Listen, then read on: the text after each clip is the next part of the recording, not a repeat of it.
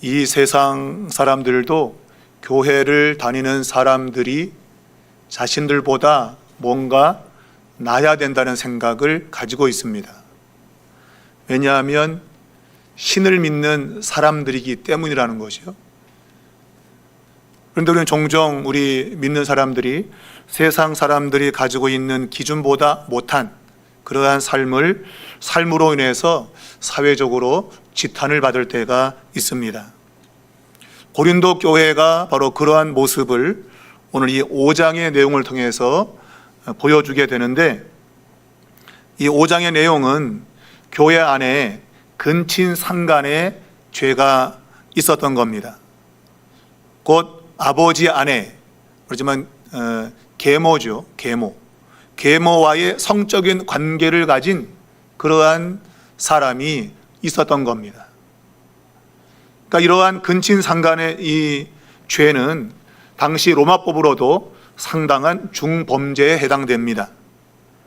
또한 유대 전통에 의하면 레위기 18장 8절에는 아버지의 아내를 범하는 것, 그것은 어떤 개인적인 죄라기보다도 민족 정체성을 훼손하는 엄중한 죄가 된다고 말하고 있습니다. 그러니까 민족 전체가 완전히 그냥 수준 이하, 완전 저질스러운 그러한 민족이다라고, 그 민족의 정체성이 훼손되는 그러한 엄청난 죄인 것을 이야기하고 있어요. 그러므로 그러한 교회의 모습은 당시에 디아스포라로 있던 유대인 공동체와 큰 마찰, 그러니까 관계가 좋지 못한 그러한 가능성도 있게 된 겁니다. 특별히 이러한 문제를 일으킨 사람이 교회 내에서 사회적으로 유력한 자라고 한다면 더군다나 그런 것이 묵인될 수 있는 것이죠. 당시에 이 사회적 구조가 교회의 어떤 구조를 이루고 있었는데, 사회에서 사회적으로 좀 높은 지위에 있거나 아니면 돈이 많은 사람들이 가난하고 불우한 사람들을 후원하는 그런 일이 있었습니다. 지금도 그렇죠. 지금도 뭐 가난한 고아원이나 이러한 좀 힘없는 곳에 사람들이 자매 결혼을 맺고 후원하는 그런 일이 있지 않습니까? 그것이 이제 당시 고린도 사회 내의 모습이었는데, 그런 것이 교회 내에도 있었습니다. 그래서 교회 내에서 돈이 많은 부유한 사람, 사회적 지위가 있는 사람들이 못 살고 가난하고 또 사회적으로 힘없는 사람들을 후원하는 그러한 관계가 있었던 거예요. 자, 그런 관계 속에서 사회적으로 지위가 있거나 또한 돈이 많은 사람들이 이러한 근친상간의 죄를 범한다면 교회가 그런 사람들을 징계하기가 매우 어려운 겁니다. 그러니까 사회적인 압력이 있는 것이죠. 그 압력을 교회가 떨치고 하나님의 말씀으로 잘못된 것을 바로 잡아야 되는데, 그런데 그게 현실적으로 쉽지가 않은 거예요. 그러니까 사회적인 압력을 견뎌내기가 쉽지 않다, 그런 얘기입니다. 성경을 보면 그러한 행위에 대해서 교만하다라고까지 말하고 있습니다. 그러니까 지금 그것이 참 잘못된 건데, 근데 그런 것들을 용납하는, 이것을 오늘 바울은 이 고린도 교회가 교만하다라고 말하고 있는 겁니다. 특별히 교회 내에 엘리트 계층, 사회적 지위가 있고 많이 배웠거나 돈이 많은 이러한 사람들은 나름의 자신의 생활 방식이 있는데 아주 자유분방한 그러한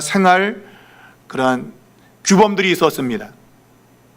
그러므로 그들은 자신들이 가지고 있는 그러한 지식을 가지고 자신들의 삶을 합리화시키는 그런 일이 있었어요. 당시에 그 사회 내에는 소피스트라고 하는 이 궤변주의자들이 있었습니다. 궤변주의자. 우리가 소크라테스 같은 사람이 궤변주의자죠. 소피스트 학파라 그러는데, 이런 사람들은 어떤 주장을 합리적으로 증명하려고 하는 그러한 사람들을 가리킵니다. 그런데 이것이 나쁘게 이제 전용되어 사용되는 것이죠. 그래서 소피스트 그러면 궤변론자, 요즘 우리가 이제 궤변이라 그러면 말도 안 되는 것 같고 말이 되게 하는 거, 우리는 그런 걸 이제 궤변 그러죠. 이것이 이제 대표적인 예가 뭡니까? 내로남불이죠. 내가 죄를 지으면 로맨스가 되고 남이 그런 죄를 지으면 불륜이 되게 하는, 그게 궤변이에요. 궤변. 나한테는 적용이 안 되게 하는 게 궤변이죠. 궤변. 자기 합리화를 시킨다는 거예요. 나한테는 그것이 적용이 안 돼. 요즘도 보면 지금 이제 새롭게 정부가 출범했는데 이전 정부에서 그 재정을 깎았던 거, 뭐 특활비 이런 걸 다 깎아버렸는데 지금 정부는 또 그거를 다시 또 해야 된다 막 주장하니까, 야, 몇 개월 전에는 그거 안 된다고 설치더니 이제 자기들이 정권을 잡으니까 또 그런 특활비를 다시 또 받아야 된다. 사실 이런 주장은 말이 안 맞는 거거든요. 그런 걸 궤변이라 그래요. 우리 정부는 필요해, 니네 정부는 필요 없어. 이건 궤변인 겁니다. 그런 걸 궤변이라 그래요. 그런 걸 내로남불이라 그래요. 어느 특정한 무슨 그러한 정부를 비난하는 것이 아니라 우리 일상생활에도 이런 말이 안 되는 게 많은 거예요. 특별히 자기 자식에는 아주 관대하고 남이 뭘 못하는 거는 아주 그냥 나쁘게 비난하는 그러한 일들, 이런 일이 특별히 사회에서 엘리트 계층, 많이 배운 사람, 많이 가진 사람들이 하게 되어지면 그 공동체는 그런 사람들을 눈 감아줄 수밖에 없는 거예요. 왜? 힘이 없으니까. 그래서 고린도 교회 내에 이런 근친상간의 죄가 벌어져서도 사람들이 눈을 감은 거예요. 방치한 것이죠. 바울은 그런 것을 교만하다라고 말하고 있고, 또한 교회가 눈 감아주니까 이런 사람들이 자신들의 행위가 옳다고 착각하는 거예요. 착각, 잘못된 건데 눈을 감아주니까 아, 우리가 이런 것들이 잘못된 게 아니구나 라는 판단을 하게 된 겁니다. 여러분, 이러한 잘못된 것은 방치하면 안 되죠. 우리가 이 앞부분에 3장 16절 이하에서 교회는 성령의 전이다, 성령이 거하시는 거룩한 곳이라고 말하고 있는데, 만일 이러한 죄를 눈 감아준다면, 특별히 근친상간, 이러한 성적인 범죄를 눈 감아준다면 그것은 이 거룩성을 훼손시키는 것이죠. 말했지만 레위기 18장 8절에서 유대인들은 아버지의 아내를 범하는 자는 민족의 정체성을 훼손한다 그랬는데, 동일한 것이죠. 교회 내에서 이러한 근친상간의 죄를 범하면 교회의 정체성을 심각하게 훼손하는 것이다. 그렇게 바울은 이야기를 하고 있는 겁니다. 그러므로 사회적 주의가 있는 사람들일수록 더 엄격한 윤리와 도덕의 잣대를 가져야 되는 겁니다. 그래서 우리가 장관이나 기타 여러 가지 고위직을 맡는 사람들을 인사청문회 하는 이유가 그런 겁니다. 근데 지금 그런 거 하지 말자. 너무 따지는 거 아니냐? 따져야죠, 여러분. 왜? 그 사람들은 높은 지위에 있잖아요. 만일 그런 사람들이 타락을 하면 일반 백성들의 타락은 말할 것도 없다 이거예요. 그러니 가장 높은 도덕과 윤리를 가져야 될 교회가 이러한 근친상간의 죄를 눈 감아준다면 이것은 말도 안 되는 거다. 바울은 그렇게 말하고 있는 겁니다. 자, 이런 일에 대해서 바울은 철저하게 징계할 것을 이야기하는 겁니다. 징계하지 않으면 교회 전체가 무너진다는 것입니다. 그래서 3절을 보면 판단이라는 용어를 바울이 사용합니다. 이런 일 행하는 자를 이미 판단하였다. 여러분, 이 판단이라고 하는 것은 옳고 그름을 정하는 것입니다. 그러니까 바울은 이런 근친상간의 죄를 범한 이 사회적으로 볼 때 좀 높은 층에 있는 사람들, 이런 사람들이 하나님 앞에 죄를 지었다고 이미 판단, 선언을 한 겁니다. 자, 이러한 선언을 할 수 있는 이유는 바로 사도적 권한을 가지고 있기 때문입니다. 이러한 사도적 권한으로 선언하고 있지만 그 혼자만의 판단이 아니고 본문에 보게 되면 너희가 내 영과 함께 모여서라고 말하고 있어요.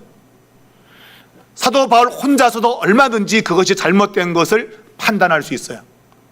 그러나 바울은 거기서 멈추지 않고 교회 공동체 전체가 이것을 판단해야 된다고 그렇게 이야기를 하고 있습니다. 여러분, 교회 공동체가 결정하는 것은 바로 하나님의 뜻과도 일치가 되는 겁니다. 그런데 이러한 판단은 주 예수의 이름으로 행하는 것입니다. 주 예수의 이름으로 함께 모여서 이런 것들의 잘못된 것을 판단하고 거기에 대한 징계를 하게 될 때에 하나님께서 교회를 깨끗하고 정결한 공동체로 만든다는 겁니다. 우리가 마태복음 18장을 보면 교회에서 범죄한 사람들을 징계하는 그런 내용이 나오는데 거기 보면 처음에는 그 사람을 권면하다가 안 되면 두세 명이 가서 권면하고 안 되면 공동체 불러다가 그 사람을 책망하고 징계하라고 되어 있죠. 그러면서 두세 사람이 모인 그곳에 나도 그들과 함께 있다, 이런 중요한 말씀을 했어요. 우리는 단순히 이것을 우리가 모여서 기도할 때 주님이 함께한다 그렇게 이해하지만 원래 본문의 의미는 징계할 때 두세 명이 함께 모여서 이것을 처리하려고 할 때 하나님께서 함께 하셔서 그 일을 바르게 처리하도록 도우신다는 의미예요. 거기에 보게 되면 너희가 땅에서 매면 하늘에서도 매인다는 표현을 쓰고 있어요. 우리가 말씀의 근거에서 뭔가의 잘못된 것과 옳은 것을 판단하고자 하면 하늘에서도 그런 판단이 제대로 작동을 한다, 그 얘기예요. 그만큼 교회는 엄청난 권위를 가지고 있다, 그런 얘기입니다. 그런데 지금 이 교회는 그러한 권위가 땅에 떨어졌습니다. 왜냐하면 교회의 모든 일들을 사회 법정이 재판하는 때가 되었어요. 얼마 전에 어느 교회에 대한 그런 문제가 발생했는데 그 문제를 당한 모 목사가 사회법에다가 고소를 했어요. 목사가 돼가지고 교회 문제를 사회법정에다가 고발한 겁니다. 고소한 겁니다. 그러니까 노예가 지금 그 목사가 잘못됐다고 해서 면직을 시켰어요. 근데 그거를 사회법으로 고소를 한 겁니다. 근데 이 사회법정에서 그 목사의 말을 인정을 하고 노예에서 치리한 것을 엎어버렸어요. 여러분, 말세가 된 겁니다. 교회가 가지고 있는 권위는 이제 없습니다. 사회가 교회를 다스리는 그런 곳이 되고 말았어요. 성경은 분명히 교회 일은 교회 안에서 처리하라고 됐는데 이제 목사들 자체도 세상법을 의지하는 겁니다. 이것은 교회가 세속화된 겁니다. 근친상간의 제도, 굉장히 무서운 범죄지만 교회 일을 세상 법정에 맡기는 것 또한 중범죄입니다. 사람들은 이것을 알지 못하고 있어요. 오늘날 교회는 거룩성이 땅에 떨어졌습니다. 세상의 재판이 교회로 들어오기 시작하면 이미 교회는 거룩성을 잃어버린 거예요. 여러분, 우리는 지금 울 때가 되었습니다. 교회는 더 이상 교회로서의 기능을 하지 못합니다. 사회의 법에 따라서 교회가 움직여야 되고, 그리고 목회자조차도 세상법을 더 쫓아가는 그러한 시대가 되고 있는 겁니다. 여러분, 성경대로 교회의 일은 교회의 권위를 가지고 해결하도록 해야 돼요. 성경은 너희가 땅에서 매면 하늘에서도 매인다고 교회에 권위를 주었는데 그런 권위를 던져버리고 세상을 의지하면 되냐 말이에요. 여러분, 세상법으로 여러분 매이면, 묶으면 하늘에서 묶어질까요? 절대 안 묶어집니다. 여러분, 교회가 묶을 때에 하늘에서도 묶이는 것이죠. 교회가 풀면 하늘에서도 풀리는 거예요. 여러분, 이것을 잘 기억하시고, 물론 교회 내에는 그런 문제 또한 그런 범죄가 일어나지 않아야 되지만 그런 일이 있다면 그것은 교회 안에서 처리하도록 그렇게 해야만 됩니다. 그래야 교회 권위가 살고 교회가 생명력을 가지는 그러한 공동체가 될 수 있다고 하는 거예요. 자, 오늘 이러한 바울은 자신의 영과 그리고 그리스도의 이름으로 너희 곧 이 고린도 교회가 함께 모여서 지금 이러한 범죄를 저지른 사람을 쫓아낸다, 그렇게 결정을 하고 있는 겁니다. 그래서 5절에 보면 이런 자를 사탄에게 내주었다, 사탄에게 주었다는 거예요. 우리가 창세기 3장을 보면 범죄한 인간을 에덴 동산에서 추방을 시켰잖아요. 그렇지요? 아담과 하와를, 범죄한 그들을 에덴 동산에서 추방을 시켰죠. 그 추방은 생명을 잃어버리는 추방이에요. 그런데 오늘 사탄에게 내어주었다고 하는 것은 단순히 생명을 잃게 하는 것이 아니라 도리어 생명을 살리게 하는 추방이 그런 의미를 가지는 겁니다. 여러분, 이거 굉장히 중요한 겁니다. 구약에서의 추방은 죽음을 상징해요. 근데 신약에서의 추방은 그를 살리기 위함이에요. 신약에서의 징계는 그 사람을 살리는 거예요. 그러나 눈 감아주면 그 사람을 죽이는 겁니다. 이걸 잘 알아야 됩니다. 하나님은 사랑하는 자를 징계한다 그랬어요. 하나님은 사랑하는 자에게 매를 가해서 그 사람이 회개하고 돌아서 살도록 하기 위한 거예요. 오늘 근친상간의 죄를 범한 사람을 사탄에게 내어주었다, 이것은 교회에서 쫓아낸 겁니다. 그렇게 함으로 육신은 멸하고 영은 주 예수의 날에 구원을 받게 하려 함이라. 그 사람을 구원시키기 위해서 교회에서 쫓아낸 겁니다. 여러분, 이것이 굉장히 중요한 겁니다. 그러므로 오늘 이 교회는 실제로 징계를 회복해야 됩니다. 징계를 회복하지 않으면 많은 사람들이 실제로 영적으로 죽은 상태에 있는 거예요. 그가 징계를 받아야만이 그가 살 수 있는데, 징계를 하지 않으면 그 영혼을 죽이는 겁니다. 그는 그의 범죄로 말미암아 죽게 될 겁니다. 그러나 징계를 하면 그 사람은 사는 거예요. 본문에 보면 육신은 멸하고, 여기서 육신이라고 하는 것은 단순한 우리 몸을 의미하기도 하지만 이것은 육신적인 생각, 그러니까 이 몸을 따라가는 자기 중심적인 사고, 이것을 무너뜨리는 겁니다.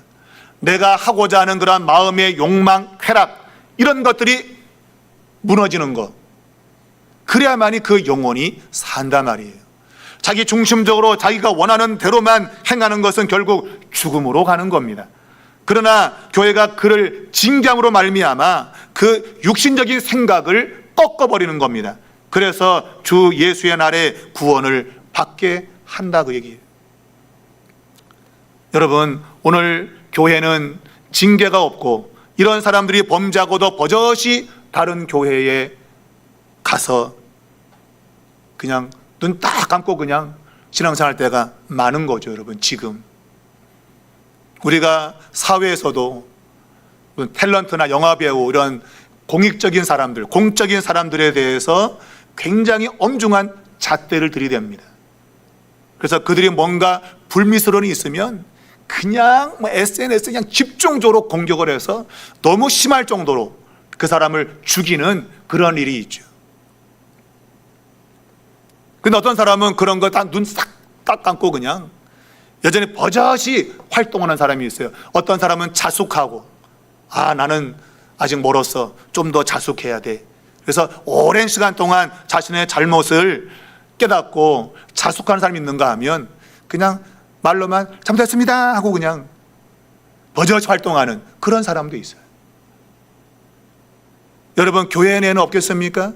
내가 오늘 이 교회에서 잘못 치고 다른 교회 가서 버젓이 그냥 신앙생활하는 그런 일이 없겠습니까, 여러분? 여러분, 사람은 그냥 사람 오면 아이고 좋다 환영하지만, 여러분, 주님의 눈은 피할 수가 없는 거예요. 주님의 눈은 피할 수 없다. 마태복음 7장에는 불법을 행하는 자들아 내게서 떠나가라. 사람은 환영합니다. 한 사람 오면 아이고 우리 교회 한 사람 왔다. 주님은 불법을 행하는 자들아, 회개하지 않고 버젓이 명목상의 교인으로 다니는 거, 여러분 의미가 없단 말이에요. 잘못이 있다면 회개하는 것이 사는 거죠. 교회는 그런 사람들을 징계함으로 그 사람이 회개하고 그 마지막 날에 구원을 받도록 해야 된다고 오늘 바울이 말하고 있는 겁니다. 사탄에게 넘겨주는 것은 여러분 나쁜 것이 아닙니다. 왜냐하면 고린도후서 12장 7절 이하에 바울이 자신에게 있었던 육체의 가시, 그것을 사탄의 사자라고 했어요. 자기 몸에 육체의 가시가 있어서 굉장히 고통스러웠습니다. 근데 그것을 사탄의 사자, 곧 사탄이라고, 사탄이 역사하는 것이라고 말하고 있는 거예요. 근데 자신에게 왜 그런 사탄의 사자, 육체의 가시가 있느냐? 그가 깨닫기는 나로 하여금 교만하지 않도록, 자만하지 않도록 하나님이 섭리 가운데 내게 육체의 가시를 주었다는 거예요. 내가 교만하지 않도록. 여러분 가운데 어떤 삶의 고통이 찾아온다면 여러분 그것은 여러분을 살리는 것일 수 있어요. 그런 고통 속에서 나를 돌아보게 되고 혹여나 내가 잘못된 것이 있다면 회개하고 그래야 살 길이 있다는 거예요. 그저 여러분 만사가 여러분 잘 된다고 좋은 게 아닙니다. 사단은 안전하다 안전하다 하면서 마지막 날 우리를 멸망으로 떨어지게 만들거든요. 여러분 삶에 문제가 올 때 도리어 감사하십시오. 그 고난 때문에 나의 영혼이 정결케 되고 내가 하나님의 백성으로 바르게 세워지는 일이 있기 때문이에요. 여러분 그것은 아주 고도의 영적인 해석인 겁니다. 바울에게 육체에 가시는 그의 교만을 근절시키는 하나님의 손길이었다고 말하고 있는 거예요. 그래서 여러분 이 교회는 어찌하든지 그 사람을 살릴 수 있는 그러한 방책을 마련해야 됩니다. 그냥 방치하면 그 사람은 죽어요. 그러나 그 사람을 살릴 수 있는 방안들을 만들어야 되고, 그래서 적절한 조치를 취해야만 되는 겁니다. 자, 오늘 성경 본문에는 한 단어가 등장하는데 바로 그것은 누룩이라고 하는 단어입니다. 이 누룩, 근친상간이라고 하는 이 행위가 교회를 망가뜨리는 하나의 누룩의 요소가 된 거예요. 여러분 누룩은 발효의 성질이 있잖아, 그죠?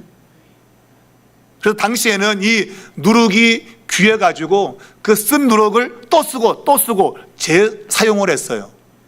그러다 보니까 묵은 누룩은 오염을 시키는 겁니다. 도리어 발효가 되는 게 아니고 그것을 병들게 만드는 그러한 결과를 가져왔어요. 그래서 오늘 본문에는 그것을 묵은 누룩이라고 말하고 있습니다. 묵은 누룩, 쉽게 말하면 예수 믿기 전에 있었던 그러한 삶의 모습들, 그것이 여전히 교회 안에서도 갖고 있다, 그 얘기예요.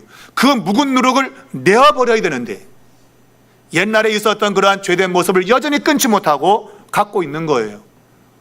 여러분 결혼하게 되면 미쓰리, 미스타박 끊어야죠. 결혼했으면 끊어야지 여전히 미쓰리, 미스박 뭐 하면 되냐 말이에요. 그런 것들이 불륜으로 이어지는 겁니다. 끊을 건 단호하게 끊어야죠. 우리는 예수 그리스도를 우리의 신랑으로 맞이해서 이제는 세상 것과 완전히 이별한 사람이에요. 그런데 묵은 누룩처럼 세상 방식을 여전히 꼬리로 달고 와가지고 내 삶을 살아간다면 그것이 나만 아니라 교회 공동체를 무너뜨리는 누룩 같은 번지는 그러한 효과가 나타난다, 그런 얘기입니다. 여러분 이 적은 누룩이 온 덩어리를 부패로 만든다, 오염을 전파한다, 그렇게 말하고 있는 겁니다. 여러분 적은 것이라도 누룩은 있으면 안 돼요. 이것은 번진다, 그요, 번진다. 그래서 여러분 이 죄라고 하는 것은 모양도 가지지 마라. 흉내도 내면 안 돼, 흉내도. 여러분 어떤 유명한 배우는 담배 광고를 찍자 했는데 담배 광고 찍는 걸 거절했어요. 나는 그리스도인인데 담배 피므로 내 몸을 더럽히고 싶지 않다고. 아 진짜 피는 게 아니고 흉내만 내. 누가 피라 그랬어? 흉내만 내라니까. 성경 말씀에 죄는 모양이라도 갖지 말라 했으니 나는 담배 피는 흉내도 안 내겠다. 그리고 그 수억의 광고 계약금을 거부했다는 거 아니에요, 여러분? 우리 같으면 어때요? 싹 받아놓고 흉내만 내는 거야. 나 안 펴. 흉내만 내는 거야. 그러지 않겠어요, 여러분? 여러분, 하나님 말씀대로 사셔야 돼요. 죄의 모양은 괜찮은 게 아닙니다, 여러분. 죄의 모양이 많아지다 보면 결국은 죄를 가지게 되는 거예요. 우리 아버지 평소 하신 말씀이 있어요. 방구가 잦으면 똥이 나온대요, 여러분. 방구가 잦으면 똥이 나온대. 여러분, 우리가 먹을 가까이 하면 검어지게 되는 겁니다. 그러므로 누룩이라 해가지고 이거 조그만데 그거 무시할 게 아닌 거, 여러분. 누룩은 들어가기만 하면 번진단 말이에요. 번진다. 그러니 여러분과 저가 하는 원망의 말 한마디, 불평의 말 한마디가 교회 전체를 들쑤시는 겁니다, 여러분. 그게 번져나가는 건 삽시간에 번져나가요. 사람의 본성은요, 좋은 거는 훈련해도 안 돼. 근데 나쁜 거는 연습 안 해도 그냥 자동이야. 그냥 오토매틱. 얼마나 잘하는지 나쁜 거는 가르쳐 주지 않아도, 여러분, 거짓말은 아주 밥 먹듯이 합니다, 여러분. 거짓말은 안 가르쳐도 잘해. 근데 진실을 말하는 건 어려운 거예요. 그 진실을 말하면 내게 손해가 오니까, 그래서 얼버무리고 증거를 못 내는 겁니다. 청문회에서 자기가 떳떳하면 증거를 내면 되잖아. 증거를 못 내는 거예요, 여러분. 정말 제가 떳떳하면 증거를 내면 되는 거예요. 그럼 못 내는 거는 뭔가 구린 게 있는 거죠, 여러분. 여러분, 우리의 삶 속에 오늘 숨기고 가리는 이러한 죄악들, 오늘 본문에 보면 누룩이 없이 오직 순전함과 진실함의 떡으로 하자. 여러분, 순전하시고 진실하셔야 돼요. 그런 건 그렇다 그러고 아닌 건 아니라 그래야지. 그런데도 아니라 그러고 아닌데도 그렇다 그러고, 여러분, 그런 삶은 안 된다는 겁니다, 여러분. 하나님은 진실한 사람을 좋아하십니다. 자신이 죄를 짓고 그리고 죄를 회개하는 사람을 좋아하십니다. 하나님이 다윗을 왜 좋아한 줄 아십니까? 그가 죄를 안 지어서가 아니에요. 여러분, 그가 얼마나 많은 죄를 지었는지 몰라요, 여러분. 그런데 그는 자신이 죄를 지을 때마다 하나님 앞에 회개했기 때문에 하나님이 그 사람을 좋아하는 거예요. 회개했기 때문에. 여러분과 저가 완전하지 않습니다. 근데 우리는 죄를 짓고도 눈 딱 감죠, 그죠? 한 번 더 진실하게 통회하며 자백하며 회개하는 법이 없죠, 그죠? 그냥 지나가는 말로 하나님 죄송해요, 하나님 죄송해요. 그리고 그냥 다 떼어버리지. 가슴을 치면서 하나님, 이러한 죄악이 저를 둘러싸고 있고 제가 넘어지고 쓰러집니다. 하나님 돕지 않으면 나는 안 되겠다 하고는 정말 철저한 회개가 정말 있습니까, 여러분? 입에 발린 그냥 회개, 반성, 그런 것만 하고 있지 않습니까? 여러분, 오늘날 교회는 진실합니까? 정말 우리 교회는, 여러분, 진실한 교회입니까? 뭔가 가려져 있고 덮여져 있고 숨겨져 있는 그런 모습은 없습니까? 여러분, 있다면 우리 교회가 회개해야 되죠. 여러분 자신에게 있다면 회개하셔야 되죠. 하나님의 은혜라고 다 눈 감는 거 아닙니다, 여러분. 교회의 가장 불편한 진실은 은혜라는 것 때문에 다 눈을 감는다는 거예요. 에휴, 좋은 게 좋은 거야. 에이, 은혜로 넘겨. 그리고 다 숨기는 겁니다, 여러분, 죄악을. 여러분, 은혜가 은혜 된다고 하는 것이 그런 방식으로 오는 건 아닙니다. 하나님의 은혜라고 하는 것은 우리가 진실로 회개할 때 그 죄를 용서하는 것이 은혜지, 아니 죄도 고백하지 않는데 무조건 덮어준다? 그것이 여러분 은혜입니까? 아닙니다, 여러분. 성경 우리가 진실로 치유받기 위해서는 매를 맞아야 된다고 말하고 있어요. 매를 맞음으로 우리의 그 죄악의 그 껍질이 벗겨진단 말입니다. 그래서 우리가 하나님 앞에 벌거벗은 채로 드러나야만이 우리가 죄를 떠나는 그러한 삶을 살게 된다고 하는 거예요. 오늘날 우리의 주변에는 곳곳에 이러한 거짓과 그리고 부정한 것들이 너무나도 많이 널려 있습니다. 특별히 우리는 이 SNS라든가 이러한 영상 매체를 통해서 우리는 보지 말할 것도 보고 있고 각종 더럽고 추한 것들에 우리는 노출되어 있습니다. 그런 것들이 마치 진리인 것처럼 우리는 더 맹신하기도 하고, 그래서 거기에 그냥 완전 함몰되어 가지고 하나님의 말씀보다 그런 것에 더 귀가 번쩍 뜨이고 그런 것에 우리가 행동하는 이런 일이 있어요. 여러분, 하나님 말씀의 기준을 잡고 하나님 말씀을 쫓아가야 되지요. 여러분, 세상의 영상, 세상의 말씀, 그러한 것들에 여러분 귀를 기울이면 안 됩니다. 오늘 고린도 교회에서 이러한 사회적인 위치에 있는 사람들이 근친상간을 행한 이러한 일들은 하나님 말씀보다도 세상의 귀를 기울였기 때문이에요. 세상 방식에 더 민감했기 때문입니다. 하나님의 말씀을 가까이 할 때 우리는 우리 자신의 잘못된 것을 알게 되어지고 우리는 회개하고 돌이킬 수 있는 겁니다. 여러분, 교회가 살기 위해서는 하나님 말씀으로 날마다 사람들을 비추는 곳이 되어야 됩니다.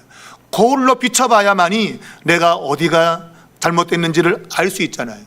하나님의 말씀은 우리의 영혼을 비추는 거울인 것입니다. 여러분, 말씀을 날마다 읽으셔서 이 말씀 가운데 여러분의 삶을 비춰보고 잘못되었다면 여러분 과감하게 엎드리시고 회개하시기 바랍니다. 교회는 말씀 앞에 바로 서야 되고 이 말씀을 통해서 하나님의 징계가 있다면 달게받아야 되고 그리고 돌아서야 됩니다. 그래야 교회는 살게 되는 겁니다. 하나님께서 우리 삼일교회 지난날의 모든 일들 하나님의 섭리 속에서 행하신 것들입니다. 우리가 많은 어려움도 있었고 좋은 날도 있었습니다. 그 모든 것들은 우리가 조금 더 온전한 곳으로 나아가도록 하기 위한 하나님의 손길이었음을 여러분 아셔야 됩니다. 재수가 없어서 저 인간 때문에 결코 그렇지 않습니다. 하나님께서 몸된 교회를 친히 하나님이 다스리는 겁니다. 그래서 우리가 온전한 교회로 나아가도록 하나님께서 행하셨으니 여러분 그것을 온전한 눈으로 바라보시고 우리가 말씀 앞에서 겸손하고 그리고 교만하지 않도록 날마다 우리 자신들을 쳐서 복종시키는 그러한 삶이 이루어져야겠습니다. 누르기 없이 오직 순전함과 진실함의 떡으로 하자. 이건 아마 유월절을 말하는 건데 여러분, 유월절은 오늘날 어느 이단이 말하는 것처럼 이 명절을 지키자 하고 그 유월절을 지킨다는 뜻이 아니에요. 여러분, 이 명절은 이미 완성된 예수 그리스도가 완성된 명절을 가리키는 겁니다. 유월절을 완성하신 예수 그리스도, 그분이 바로 유월절 어린 양으로서 모든 그러한 유월절 의식을 완성시킨 분이에요. 예수를 믿는 그 믿음이 우리는 진정한 명절을 지키는 겁니다. 예수를 믿는 믿음이 우리가 명절을 지키는 거지 유월절을 지금도 지켜야 돼 이러한 이단의 여러분 가르침에 넘어가면 안 돼요. 하나님의 교회가 이 유월절을 굉장히 강조하거든요. 여러분, 이단입니다. 여러분, 우리 예수께서 유월절 이 명절을 완성시킨 분이에요. 그래서 더 이상 이제는 누르기 없는 오직 순전함과 진실함의 떡으로 하자. 하나님의 말씀 앞에서 우리 자신을 비추고 거룩함으로 나가게 될 때 우리는 예수님이 완성하신 그 유월절의 은혜를 입게 된다는 말이에요. 여러분 기억하시고 우리 자신을 날마다 말씀으로 비추고 우리가 믿는 자로서 믿지 않는 자들보다 더 탁월한 도덕과 윤리를 가지고 이 세상을 살아갈 수 있는, 그래서 세상이 확실히 믿는 사람은 달라 이렇게 말할 수 있는 그러한 삶이 이루어질 수 있도록 여러분 은혜를 날마다 구하시기를 주님의 이름으로 축복합니다.